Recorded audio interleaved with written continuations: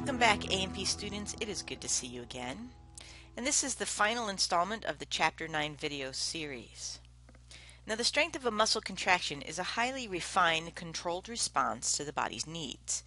Experimentally, we saw two ways that we could increase the force of contraction in a muscle that was dissected from a freshly killed organism. By increasing stimulus strength, we saw an increase in force because of the increase in the number of muscle fibers recruited to contract. In the body, this is accomplished through multiple motor unit recruitment, or a summation, and is controlled by the nervous system. Smaller motor units will cause a smaller force of contraction and are generally recruited first to do small jobs. Larger motor units will cause a larger force and will be recruited when the larger force is needed. The second way to get a greater force of contraction from a muscle is to increase frequency of stimulation. We saw this experimentally as we decreased the amount of rest time in between stimuli. A muscle that does not relax fully from a contraction is primed for the next contraction and can generate more force. As we increased stimulation to 50 stimuli per minute, we saw the muscle contracted and relaxed very quickly with a big increase in force. This is called wave summation, and this type of wave summation is known as incomplete tetanus. Further on in the chapter, when we talk about force of muscle contraction again, we will mention these two ways of increasing the force generated by a muscle. I have uploaded a video for you to watch on isometric and isotonic contractions. Don't worry about isokinetic. You can end the video at that point. But please pause this video and watch that one, and when you get back we will discuss it a bit further. Alright, welcome back. Let's recap the video that you just saw. As the biceps brachii muscle contracted, if the weight of the dumbbell was overcome by the force of the muscle and the muscle shortened, this is a concentric isotonic contraction. If the biceps brachii muscle contracts and the weight of the dumbbell is not overcome, and in fact the muscle lengthens, then this is an eccentric isotonic contraction.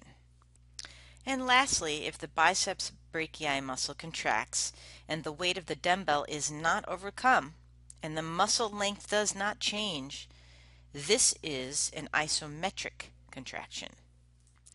The video demonstrated isometric contraction as a static state and isotonic as a dynamic state. In reality, what we may call isotonic contraction sometimes will start out as isometric contraction, and this is occurring as long as tension is building in the non-contractile tissues, taking out the slack. Once slack is taken out and the muscle begins to shorten, it is switched to an isotonic contraction. Let's take a look at these things in a bicep curl that I've slowed way down.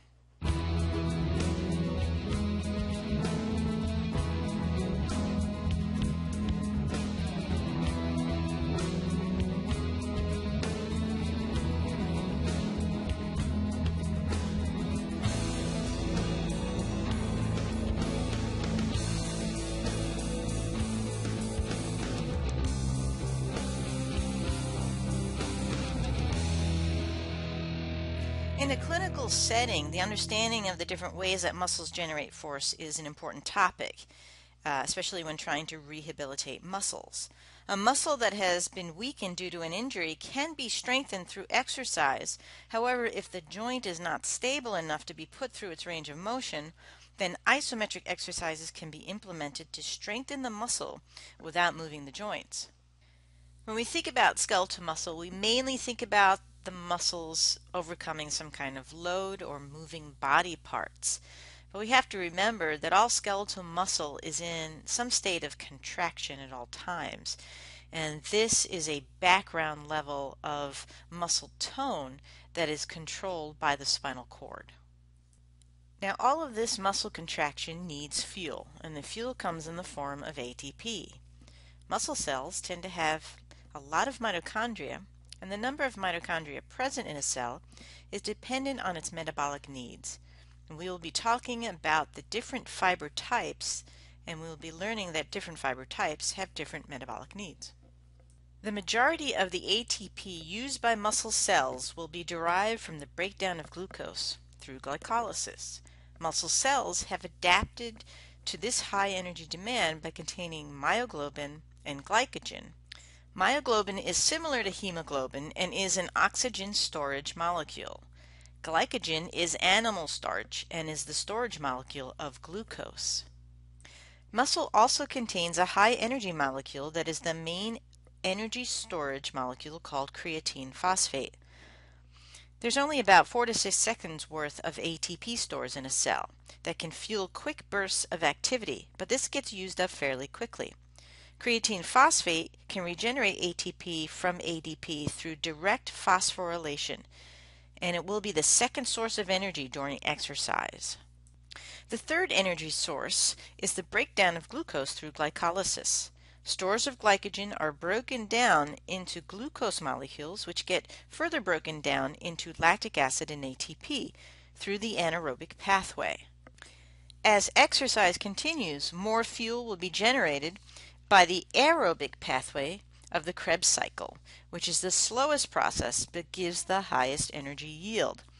As glycogen stores are used up during endurance exercise, other forms of stored fuel will be broken down, such as fats. This picture summarizes very nicely the energy events that are occurring in the initial stages of exercise, and if the exercise continues, what happens later on. You will not need to know the specific biochemical steps of these processes, just the points that have been highlighted in this video. The force that a muscle is able to generate during contraction is dependent on 4 factors: the number of muscle fibers recruited, the size of the muscle fibers, the frequency of stimulation, and the degree of muscle stretch. We will spend a little bit of time clarifying this last factor. For each muscle, there is an optimal operating length, and this is dependent on the degree of overlap of the myofilaments. This is a graph of the length-tension relationship between the length of a sarcomere and the amount of force generated. A sarcomere will generate the greatest amount of force when there is adequate overlap of the thick and thin filaments. This is somewhere between 50 and 60% of its total possible length, or at about a 60% overlap. In a fully lengthened sarcomere, the filaments overlap very little, and the myosin heads do not get a good grasp. In a fully shortened sarcomere, the Z discs abut the myosin filaments, and the actin filaments have nowhere to move to. In general, muscles will be strongest somewhere midway between fully lengthened and fully shortened, and many muscle strains occur when a muscle is asked to lift a load from a fully lengthened position. Can you think of an activity that you have done that may have put your biceps brachii at risk?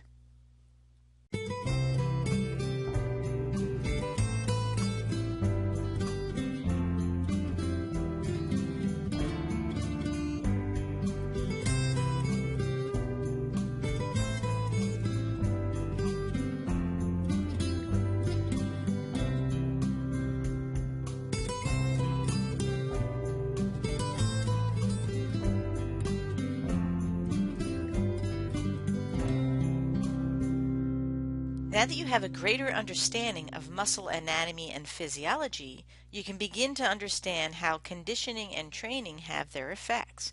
Please understand the difference between endurance and resistance training of muscles and the physiological changes that each brings. And we will discuss these concepts further in class. This concludes the material for Chapter 9.